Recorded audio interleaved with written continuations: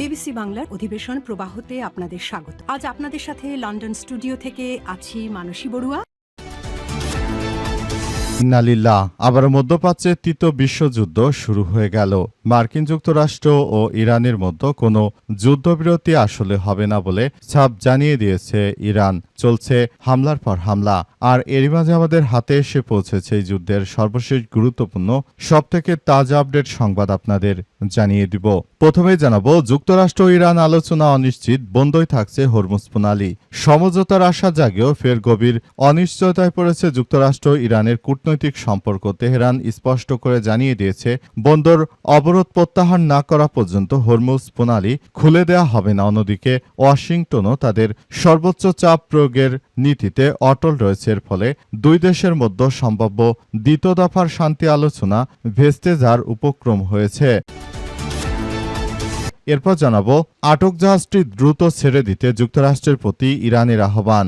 ইরানের পতাকাবাহী বাণিজ্যিক জাহাজ তুস্কা যুক্তরাষ্ট্রের সামরিক বাহিনীর হাতে জব্দ হওয়ার ঘটনাকে কঠোর ভাষায় নিন্দা জানিয়েছে ইরান। আজ ইরানের পররাষ্ট্র মন্ত্রণালয়ের এক বিবৃতিতে এই পদক্ষেপকে অবৈধ ও সন্ত্রাসমূলক পদক্ষেপ হিসেবে উল্লেখ করা হয়েছে। এতে আরও বলা হয়েছে যে জাহাজটি নাবিকদের পাশাপাশি তাদের পরিবারগুলোকেও আটকে রাখা হয়েছে এই জায়নিস্ট আমেরিকার সরকার।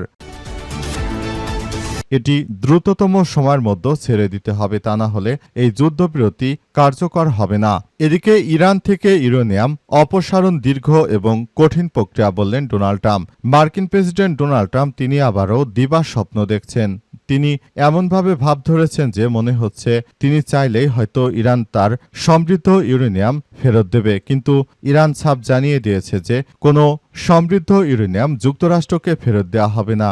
এই ইউরেনিয়াম ফেরত দেওয়া হয়নি বলেই তারা আমাদের উপর এই যুদ্ধ চাপিয়ে দিয়েছে। এখন আলোচনার মাধ্যমে যদি সেটাকে ফেরতই দেই, তাহলে মার্কিন যুক্তরাষ্ট্র আমাদের যে ক্ষয়ক্ষতি করেছে সেটি আসলে পোষাবে কে? এই ক্ষয়ক্ষতির খরচ আসলে কে দেবে বলে ইরানের পক্ষ থেকে প্রশ্ন করা হয়েছে। জানাবো, দ্য গার্ডিয়ানের প্রতিবেদন, ফিলিস্তিনিদের বাস্তুচ্যুত করতে যৌন নির্যাতনকে হাতিয়ার হিসেবে ব্যবহার করছে ইহুদিবাদী ইসরায়েল। অধিকৃত পশ্চিম তীরে ফিলিস্তিনিদের নিজেদের ঘরছাড়া করতে ইসরায়েলি সেনা ও বসতি স্থাপনকারীরা লিঙ্গভিত্তিক সহিংসতা, যৌন নিপীড়ক ও হয়রানির অস্ত্র হিসেবে ব্যবহার করছে, এমনটাই জানিয়েছে মানবাধিকার ও আইনি বিশেষজ্ঞরা। ফিলিস্তিনি নারী, পুরুষ ও শিশুরা এ বিষয়ে নানা ধরনের নির্যাতনের অভিযোগ তুলেছে। এবং সর্বশেষ জানাবো, কাপ্তাই সৌরশক্তি কেন্দ্র থেকে জাতীয় গ্রিডে যুক্ত হল ৬ কোটি ইউনিট বিদ্যুৎ। মধ্যপ্রাচ্যে চলমান যুদ্ধের কারণে বহু দেশকে অস্থিতিশীল বৈশ্বিক জ্বালানি তেল ও গ্যাসের বাজারের দিকে ঠেলে দিয়েছে। এই সংকটে বিদ্যুৎ খাতে সমাধান হতে পারে নবায়নযোগ্য জ্বালানি এবং সংকট মেটাতে সোলার প্ল্যান্ট বিদ্যুৎ খাতের ভূমিকা রাখতে পারে। নবায়নযোগ্য জ্বালানির দিকে ঝুঁকছে বিশ্ব। এরই সঙ্গে তাল মিলে ধীরে ধীরে গতিতে এগিয়ে যাচ্ছে বাংলাদেশ। রাঙামাটিতে কাপ্তায়ে ২০১৯ সালে নির্মিত দেশের প্রথম সরকারি সৌর বিদ্যুৎ কেন্দ্র নবায়নযোগ্য জ্বালানির সফল মডেল, যেখান থেকে সরাসরি জাতীয় গ্রিডে প্রতিদিন যুক্ত হচ্ছে ২৬,০০০ ইউনিট বিদ্যুৎ। একই সঙ্গে বিগত অর্ধযুগের বেশি সময় ৬ কোটি ইউনিট বিদ্যুৎ জাতীয় গ্রিডে যুক্ত হওয়ার মধ্য দিয়ে বিদ্যুৎ কেন্দ্রটি দেশের বিখ্যাত বিদ্যুৎ খাতে ভূমিকা রাখছে। প্রিয় দর্শক, এতক্ষণ শুনছিলেন সংবাদ শিরোনাম, এবারে বিস্তারিত। তবে তার আগে বন্ধুরা, অনুরোধ থাকবে এই সংবাদটিতে একটি লাইক দিন।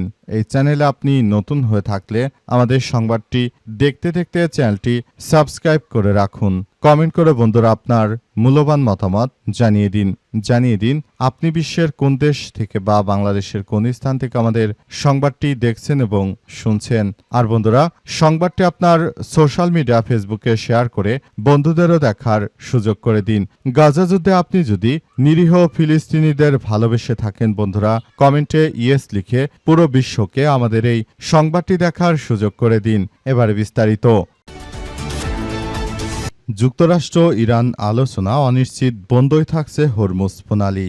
মার্কিন যুক্তরাষ্ট্র এবং ইরানের মধ্যে যুদ্ধবিরতির আলোচনা আসলে খুবই খারাপ আকার ধারণ করেছে। মার্কিন যুক্তরাষ্ট্র তারা ইরানের উপর নৌ অবরোধ চাপিয়ে দেওয়ার ফলে মূলত ইরান এই যুদ্ধবিরতিতে রাজি হচ্ছে না। আর মার্কিন যুক্তরাষ্ট্র ইরানের উপর প্রেশারাইজ করে মূলত তাদেরকে এই যুদ্ধবিরতি করাতে অনেক বেশি প্রচেষ্টা চালিয়ে যাচ্ছে। তবে পরিস্থিতি যাই হোক না কেন শেষ পর্যন্ত হয়তোবা এই যুদ্ধবিরতি কার্যকর করা হচ্ছে না। পুরো পরিস্থিতি এখন ধ্বংসস্তূপে পরিণত হচ্ছে। পরিস্থিতি খুবই ভয়াবহ আকার ধারণ করছে।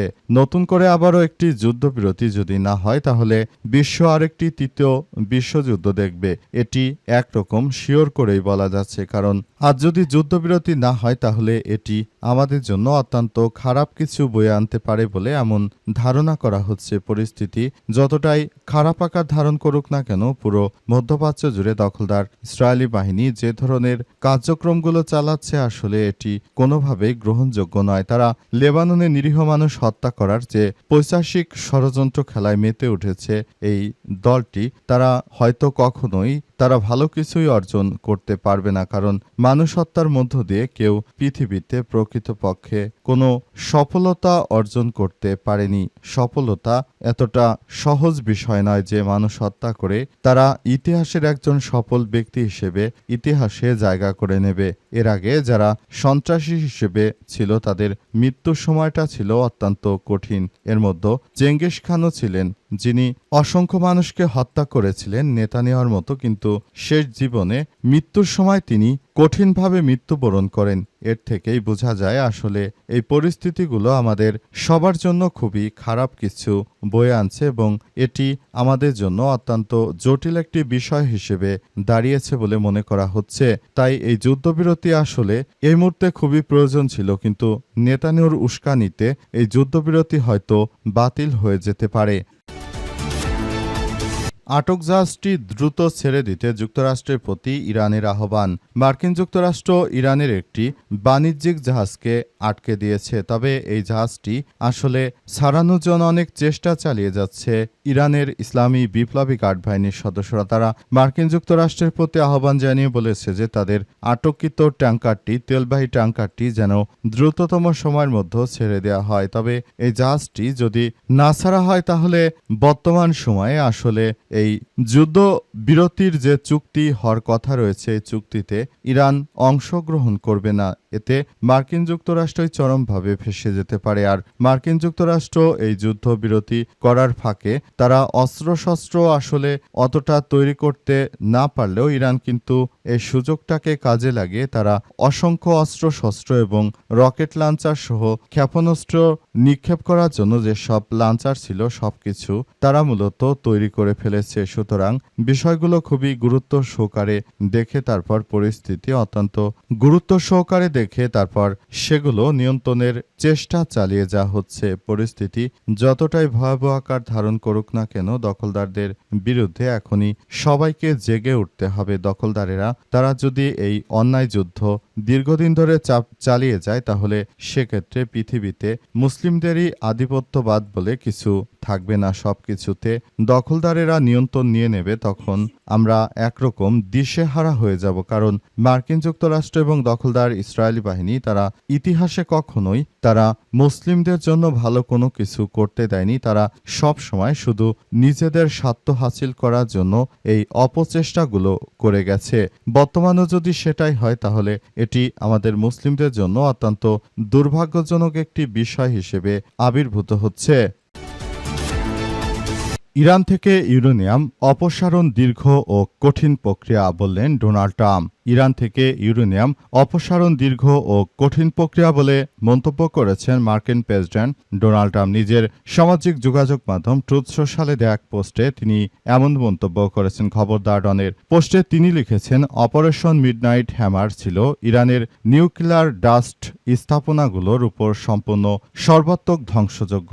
এর ফলে সেখান থেকে তা খনন করে বের করা হবে কঠিন ও অত্যন্ত কঠিন একটি প্রক্রিয়া। অপারেশন মিডনাইট হ্যামার গত বছরের জুনে ইরানে চালানো মার্কিন অভিযান, এতে যুক্তরাষ্ট্রের 125টি সামরিক বিমান ইরানের 3টি পারমাণবিক স্থাপনা ফোর্দো, নাতানজে ও ইস্পাহানে এই আক্রমণ চালায় এবং আক্রমণ চালিয়ে তারা মূলত ইরানের কোমর ভেঙে দেওয়ার জন্য সর্বাত্মকভাবে প্রচেষ্টা চালিয়ে যায়। আমরা মনে করি বর্তমান সময়ে এই মুহূর্তে আমরা যে প্রক্রিয়ার মধ্যে রয়েছি, আমরা মনে করি ভবিষ্যতে ইরানকে আর দাঁড়াতে দেব না। এর জন্য মার্কিন যুক্তরাষ্ট্র যা যা করণীয় থাকে সবগুলো করব বলে জানিয়েছেন মার্কিন প্রেসিডেন্ট ডোনাল্ড ট্রাম্প। তিনি ইতিমধ্যে সবাইকে নিয়ে এসব বিষয়গুলো খুবই গুরুত্ব সহকারে দেখছেন এবং তিনি আরও জানিয়েছেন যে ভবিষ্যতে আমরা পৃথিবীটাকে সুন্দরভাবে গড়ে তোলার পেছনে ইরানকে কখনোই আমরা আর দাঁড়াতে দেব না বলে মন্তব্য করেছেন তিনি, এবং পুরো প্রক্রিয়াটি অত্যন্ত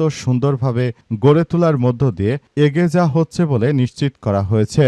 পুরো পরিস্থিতি দখলদার ইসরায়েলি বাহিনী আসলে পরিস্থিতি নিয়ন্ত্রণে রাখতে চেয়েছিল, কিন্তু আমরা করতে দেইনি বলে জানিয়েছে ইরান।